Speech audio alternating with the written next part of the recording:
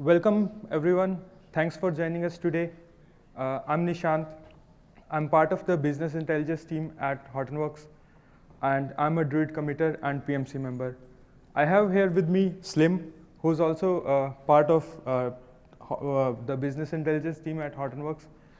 He has also worked with Yahoo on Druid for a couple of years. Today, the topic of our talk is scalable real-time analytics using Druid. Moving on to the agenda, we'll be discussing the history and motivation behind designing Druid, Druid architecture, and we'll be comparing Druid versus big data.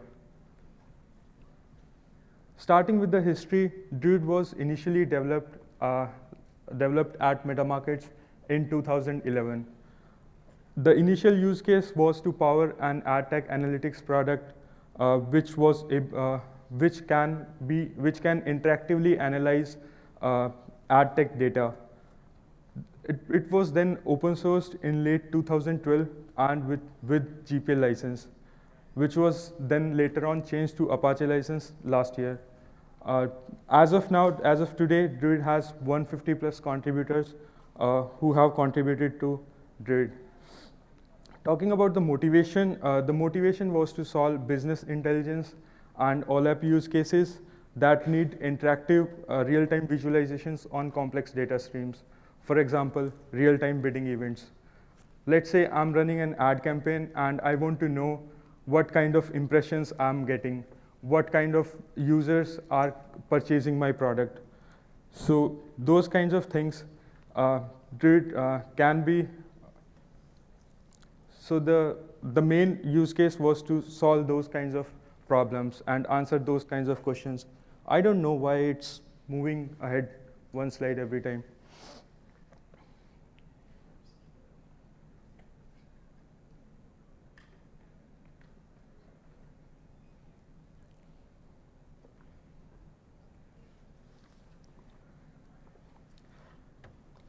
The other use cases were to analyze user activity streams, voice call logs, network traffic flows, detecting anomalies in that, analyzing application performance metrics, and deriving insights from that. Other solutions, like when the developers at MetaMarkets initially started, they evaluated a couple of solutions before started working on Druid. The solutions that they looked at, they initially started with traditional RDBMS solution, in which they used PostgreSQL, they used star schema with aggregated tables. It's moving again. They used star schema with aggregate tables. What they observed was, as the data grows, the application performance was also degrading. For loading one dashboard page, which means creating like 15 to 20 of concurrent queries, that would take around 20 seconds to load, which was huge for an interactive application. So they added a query caching layer on top of PostgreSQL to help with that. The query caching layer helped with queries which were there in cache, but the arbitrary queries which were not there in the cache, they were still slow. Then they moved on to key value stores like HBase. They evaluated it. They pre-computed all the dimensional combinations. They pre-computed all the dimensional combinations, stored it in HBase, and ran queries out of it. They achieved very good performance. The queries were really fast, but the problem was the pre-computation was scaling exponentially as the data was growing.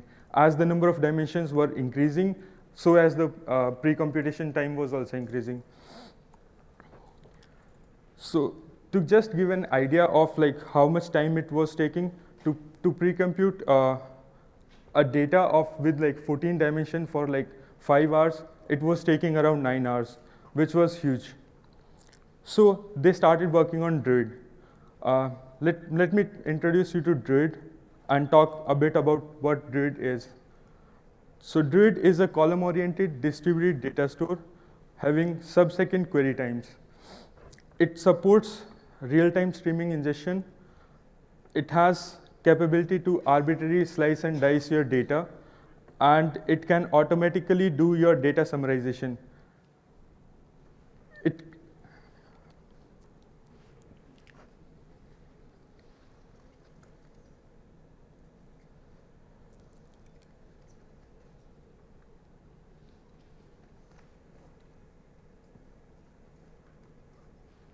it's still moving. Can we just open the slides instead of playing it?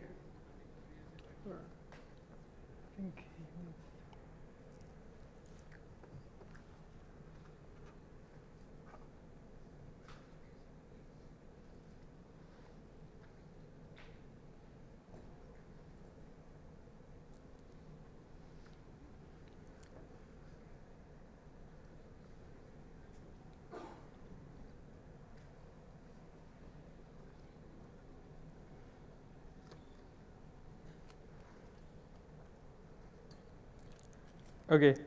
Uh, so moving on to, here is some list of companies which are using Druid in production now.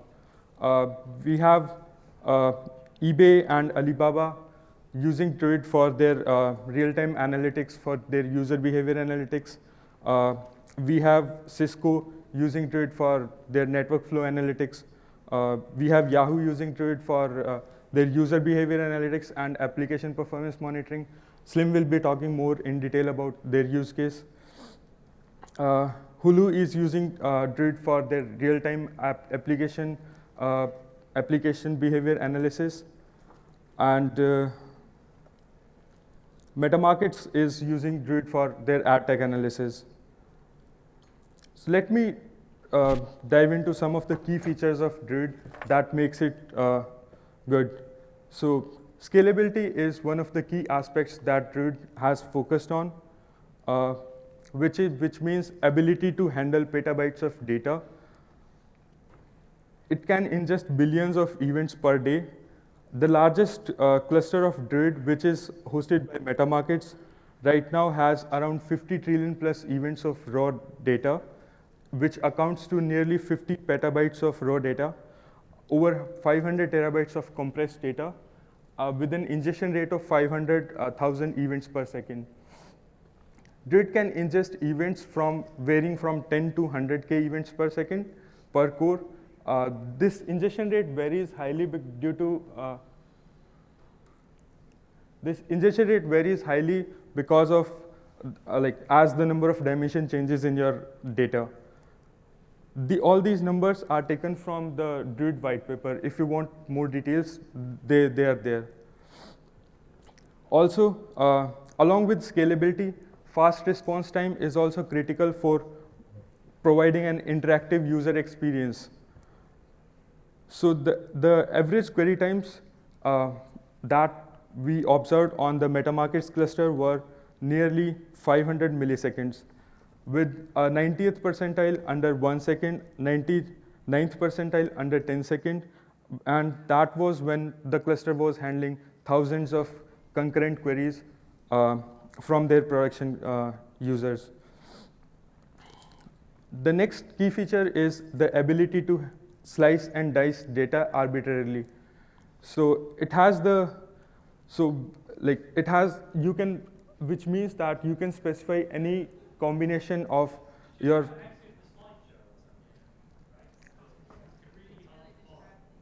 So instead of doing show, we do like the preview mode. Yeah, this is a bit better. Well, how you can navigate in Can you go to previous slide?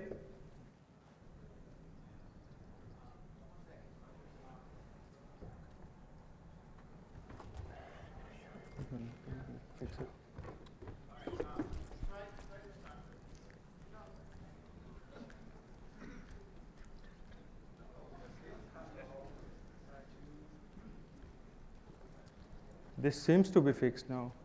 I'm not sure. It was on a timing. Okay. Cool, thanks. Okay, so Druid has the ability to arbitrarily slice and dice your data, which means that you can specify any combination of dimensions and aggregators that you want to group by or filter on. Moving on to the querying on immediate data. What that means is as soon as an event gets generated, as soon as something happens in your product, so that event gets received by Druid and it is queryable as soon as Druid receives that event. So for some use cases, like detecting anomalies in your firewall data, those kinds of use cases, the recency of data is very important. So Druid can handle recent data up to from like with delays of up to a few seconds. Druid is highly available. All the nodes in Druid are designed to be replicable. So all the data replication is handled by Druid. The historical nodes have the shared nothing architecture with no single point of failure. You can also do rolling updates without any downtime. Every release of Druid maintains a backwards compatibility, and since we have a shared nothing architecture, you can upgrade any node independent of like other nodes, which makes it very easy to run experiments. Here is a sample cluster which has 3 different versions of Druid. Some of the nodes are running version 1, some of the nodes have been upgraded to version 2, and there are 2 nodes which are like still running an experimental version 3 to do some alpha beta testing. Let me talk about Druid architecture in brief. So the early Druid architecture was, we had data in batches, which we used Hadoop to process that data and load that data into historical nodes. Historical nodes were the main workhorses of Druid cluster, which loads the Druid segments and serve queries on that. So when users' queries come, they are being split by the broker nodes into different queries, into smaller queries. The broker nodes, they keep track of all the segment announcements and knows where is my data present for this particular segment. It sends the query to the historical nodes, which then sends back the results for those smaller subqueries. The broker nodes merges those results and sends it back to the user. Talking more about the historical nodes, which has like shared nothing architecture, they can load the immutable segments from deep storage and serve it as memory mapped files. The broker nodes, they keep track of segment announcements. They do the scattering and gathering of query results and merge results from different query nodes. They also have a distributed caching layer, which can cache intermediate segment results and help you in getting even better query times. There is also another set of coordinator nodes which are responsible for assigning segments to historical nodes. They use an interval-based cost function to distribute segments across your historical nodes in order to make sure that your query load is uniform across the cluster. They also have the capability to replicate your data or even move your data across historical nodes based on different interval-based load and drop rules. But this architecture, it suffers one thing. It doesn't have any feature for data freshness. Like as we were loading data into batches, the time between the event happens and it's shown on the dashboard, that was still the time to ingest the complete batch. So to reduce that batch, we introduced another set of nodes which we called as real-time nodes. The real-time nodes are capable of doing streaming ingestion as well as serving data on top of it. So they maintain a write-optimized, in-memory, row-based data store, which stores the data that is coming in the streams, and they are also able to serve queries on top of that. After some periodic interval, or after a threshold, they hand off those segments, they persist it, and hand off those segments to historical nodes, which then serve those immutable segments. And when the queries come, the broker nodes, it now can talk to the real-time nodes as well as the historical nodes, because the real-time nodes has the same API that the historical nodes have. So, but in some cases, we also need to reprocess the data. Like there may be some issues with the ETL pipeline, or like there may be duplicate events which we may want to deduplicate. So in those use cases, the batch ingestion is still there, where like you can run a Lambda architecture, you can re-index your data using Hadoop. Talking more about the real-time nodes, this is how the real-time nodes store events. They have a heap-based index structure, which is just an in-memory indexed map of events. They support both pull and push-based ingestion. So you can either send data to them or configure them to pull data from your data source, maybe Kafka or maybe anything else. They periodically convert the in-memory data and write it on the disk based on some threshold or on an interval. And the most important part is the events are queryable as soon as they're ingested. Next, I will hand it off to Slim, who will be discussing more in detail about Druid and big data. Hey everybody. Thanks, Nishan. So as you said, my name is Slim. For the last 2 years, I have been working on Druid, either in my previous employer, Yahoo, or today at TortorWorks. And what I'm gonna try to present in this talk is like try to show some use cases or like some class of use cases where Druid can solve some big data or some class of those big data problems. But first, I will try to keep this interactive and see like how many of you guys have heard about Druid before coming to this talk? Nice. How many of you have used the Druid actually? In production? Cool. That's really cool. So in this talk, I will talk about like the first or the use case that I'm really like I have worked on or like I have seen people like running it in production, which is trying to track your user engagement. Right? People today in the BI world, they want to ask a lot of questions about like the users, how often they come to this page, how much time they spend, and what did they click on, and they want to slice and dice that by gender, by country, by age, by bunch. They have a bunch of questions that they want to ask, and they want to have the answer like now. So about the most fresh data. So let's take easy question where you want to ask like what are the number of the unique users that you have seen in your system in the last minute. So to answer to this sort of question, the classical way of doing things, people they used to have, they used to pre-compute everything basically to prepare all the data. That means you have to compute all the cross product of your, let's say, dimensions and load that into some complex layer of databases and serve out of that. But once we hit like billion of users, like clearly that this thing won't scale, and like running those pipelines is just like a headache because you don't know where the failure is coming from, what is down, what is up. So that thing is not scalable at all. So what kind of solution Druid can apport here or like can add here and solve this kind of problem? So one of the solutions that one of the things that Druid is really doing is trying to summarize your data. So what does this mean? I will try to go briefly in what does this mean. So suppose this like fake data about, so every row is an impression of ad, of course, and you have the rightmost column or if the user clicked or not, and you want to like how we can summarize this data, for example, for an hour frame of period. So this is very easy. If you want to summarize this for 1 hour, all you do is basically you want to do some addition, and this ends up with having something like this, hopefully.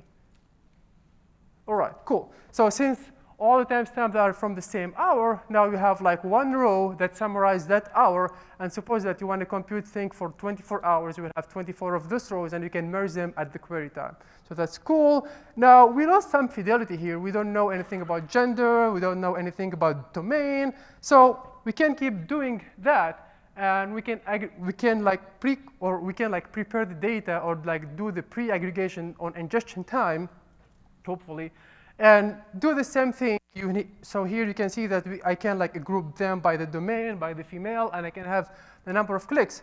Cool, nice, but I mean, even though this thing is bounded by the number, like by the cross product of all my dimension that I have here, but I cannot like capture things that less than 1 hour, or I cannot capture things that like the number of unique users that you have in your system.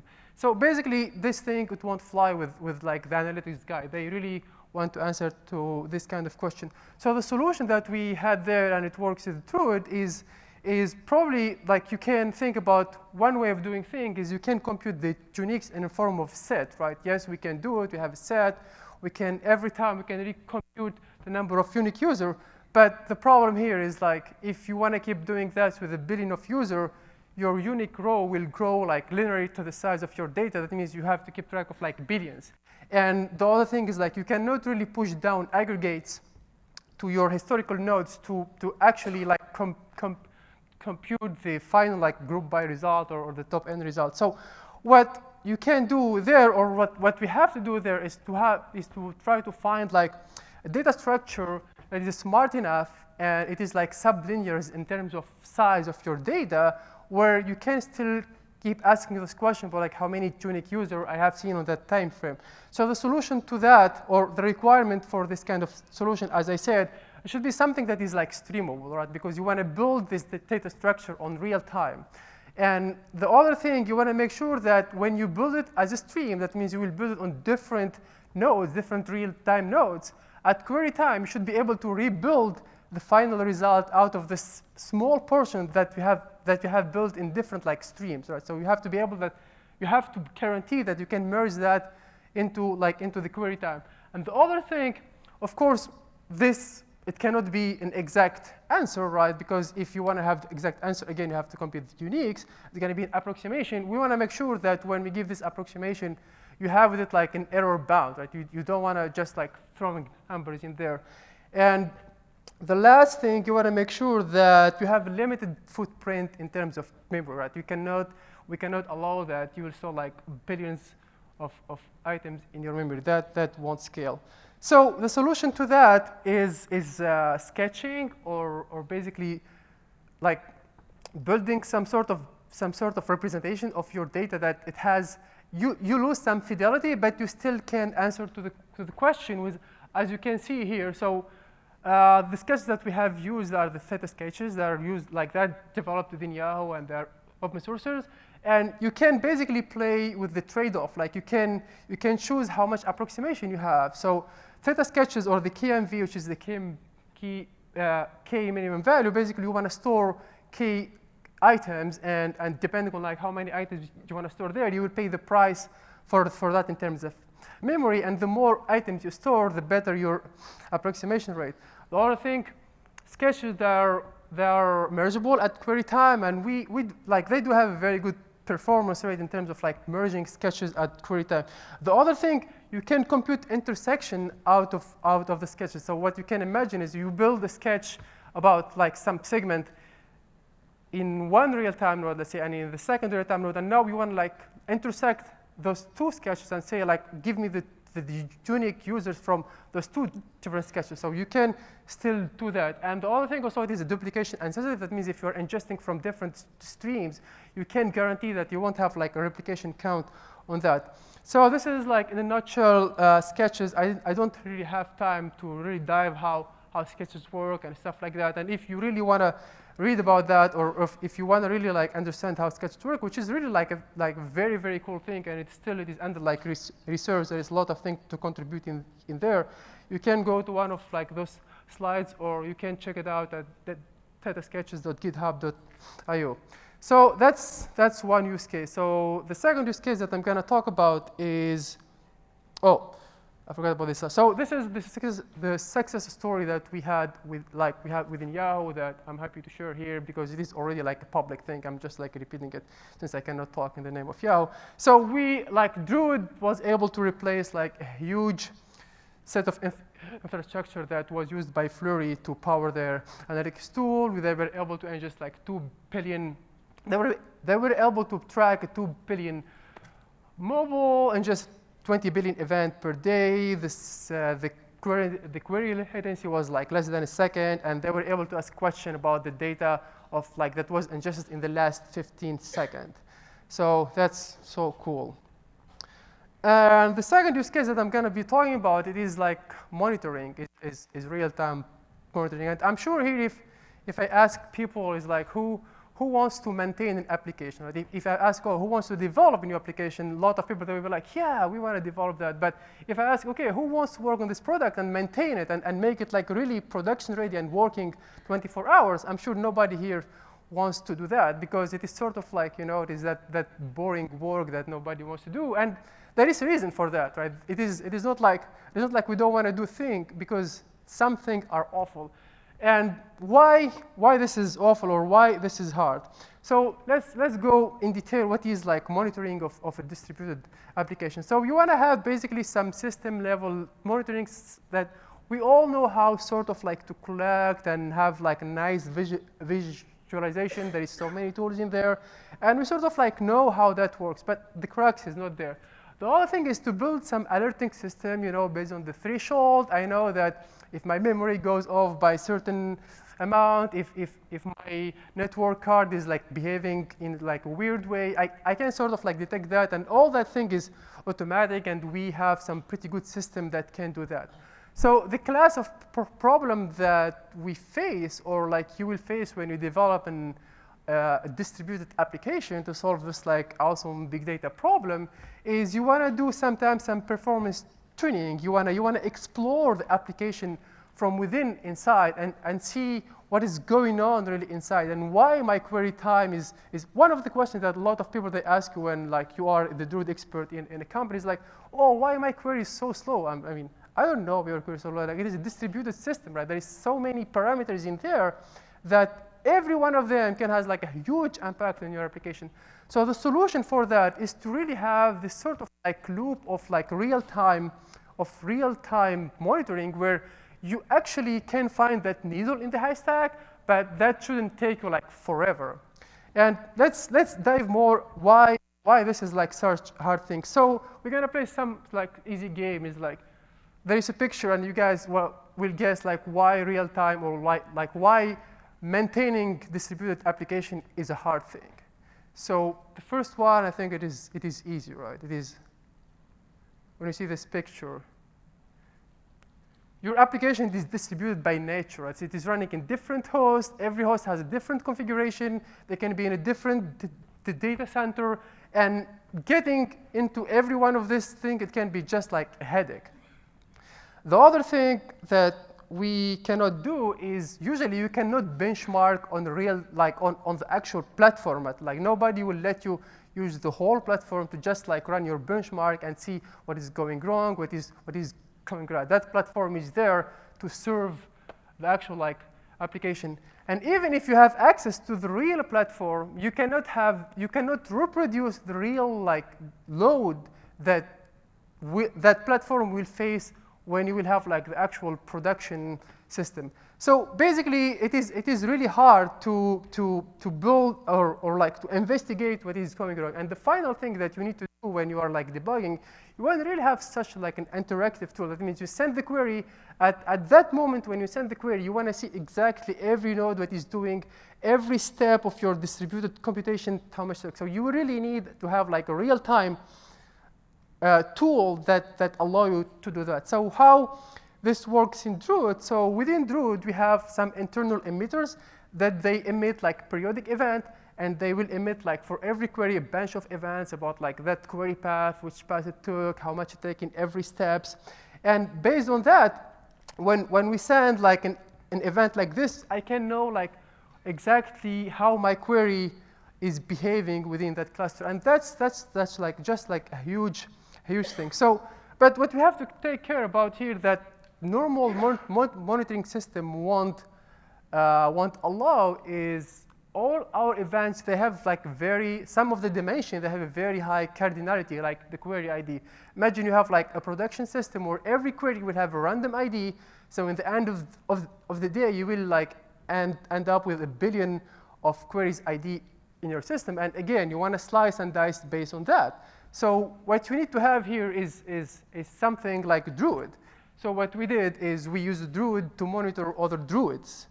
And the architecture for that is quite simple. So you can see it as you have your Druid clusters there. And when I say clusters, like different clusters. They can totally different cluster. And they're sending their metrics via HTTP.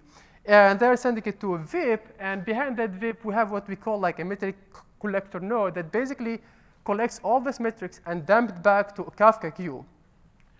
So this is like the first step. Here we collect everything. Once it is in the Kafka queue, in the other side, we will have our real-time nodes that Nishan was talking about, and they will be ingesting all this data, indexing it in real time. That means when you send a query to your Druid node will send it there, and in real time, you can see how that query is doing. And you can have your favorite UI, your favorite BI tools hooked to Druid, and analyze that on real time. So once that is done, so now I think the job of like maintaining an application, like it shouldn't be that hard, because this will give you basically a lot of insight. And I mean, I can go on and on like how with this easy setup, we were able like to find like some even like system level bug in the Linux image. We were able like to find a bunch of things that it will take forever for you to really debug and find what was that issue. So this easy setup, as you can say, because it is built on the top of Druid, it is horizontally scalable. And once if you have like a pain or a bottleneck in the collector node, you can just like add one more there. And we have noticed that the most painful part is to ingest the data. That means in the real-time nodes, we were able to achieve like 20K event per second. And again, if that is not enough, you can add like more nodes, and with more nodes, you will have like better throughput. So to summarize this, what is or why you really want to use Druid? So the first thing is really like the scalability, aspect. It is like horizontally scalable. The more you need power, the only thing that you have to do is to add nodes, right? It is a columnar storage. Now it is like the buzzword. It does indexing. It does compression, and it is a multi-tenant platform by definition. The other thing is like you can do like a real-time ingestion, right? You can ingest events at real time at a latency of like less than a second. What you want to do also with Druid, you want to have an application where you arbitrarily like slice and dice your data. So there is no like more like pre-canned, query that you only can ask. So you can do it on your own. And the latest thing is this platform is like it is designed to be highly available, and it is designed to run on just commodity computers, and the Druid source code is maintained by a very vibrant open source community. So I think every one of you guys should invest on it. So with that, I think I conclude my talks, and I will open it up to the questions.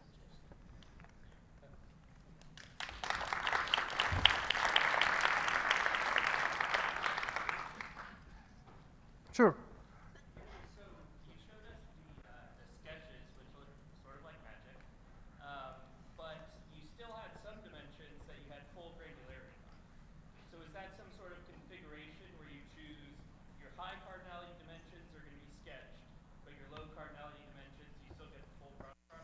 Okay, a good question. So the question was how you choose in which column you build your sketches on. So yes, when you ingest data with Druid, you will submit what we call an ingestion task, and in that task you say that index this column as a sketch. So that's how you say it. And then when you query it, also you will say, okay, I'm querying this sketch. So that's what you will do when you submit a task for it. Sure. What's the difference between Kylin and Druid? Between what, sorry? Kylin, Apache Kylin. I'm not aware of Apache Kylin, I'm sorry. There is so many tools in there that, can we take the question here first? Yes, this sounds all wonderful. What's the shortcoming? What's the drawback? There is some shortcut. I mean, I can go over them, but one of the main shortcomings here is Druid cannot do joint. That's one thing. We can do join with the single table lookup. This is under development and it works now. But you cannot do the full join that you will like think of in SQL answer, right? You cannot like join two tables and serve that. So that's one thing. Is that enough? No. That's the only one. Do you consider Druid as an OLAP tool? Or? Yes, totally. We market Druid as an OLAP tool. Yeah. So it does all the MOLAPs and ROLAPs and all those? Yes, so summarization basically it is rollups, right? That's you want to like roll up your data on different generalities and serve them on the guarantee that you want. So you can do your performance slicing or any kind of those thing. So you showed in your slide that any particular visualization tool is connected to the Druid. Are there any connectors out of the box you guys are providing, or how we connect it? Do you want to answer to the question? Yeah, so Like I'm answering to all the questions. you can send queries via JSON, HTTP endpoints to Druid. So there are libraries which can talk to Druid. There are libraries for Python language. There are libraries in Ruby, Java, Scala. So you can use those libraries to connect to like Druid. And there are like 3 open source visualizations. Like you can have like there is one Caravelle by Airbnb.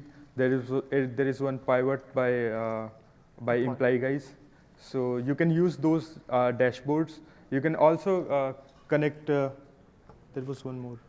There is a new open source also by Yahoo. It's called Filey, which is a web service that you can connect on the top of Druid, and it offers you basically a RESTful API that you can use to query Druid. So yeah, there is some Druid itself exposes a JSON API, and on the top of that API there is other tools, either UIs like Pivot or Caravelle, or yeah, Caravelle used to be called Panoramics. Or there is some web services like Philly. Sure. Yep. Is it possible to plug in custom aggregations? Yes. So Sketches is actually a custom aggregator that was built in within Yahoo and open sourced. So And when you there can is write- other people, I'm sorry, that they built like hyperlog log thingy, you can have like some histograms aggregators. So yes, you can build your own aggregator. Yeah. Sure. Any plans to integrate with Tableau? There is some work going on in there. There is different direction. The Imply guys, they are trying to have an ODBC driver that if that works, I know that I think Tableau already connects with ODBC. And I think there is some other effort to make a custom driver between Tableau and the Druid. But yeah, there is some work there. It is not still like production yet ready. But I think the Imply guys are working on it. Yeah.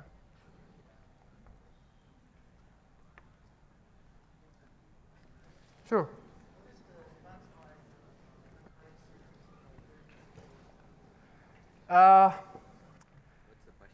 So the question was, what was the maximum query throughput that you can get out of Druid? Concurrent query per second, right?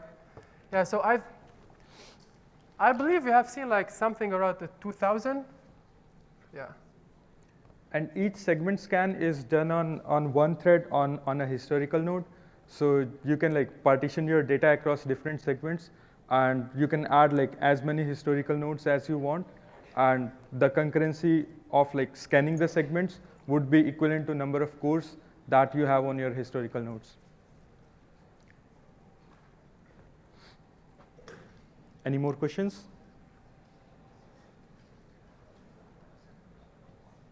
Well, thank you all guys for joining us today.